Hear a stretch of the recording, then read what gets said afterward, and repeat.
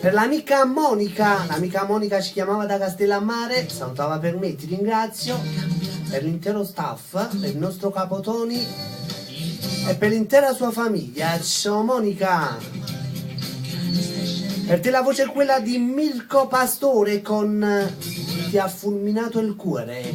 Bacio da parte mia per tutti i fan di Mirko Pastore e per voi ragazzi e ragazze. Mirko Pastore, vai! Fulminato il cuore. Vale, Luciano.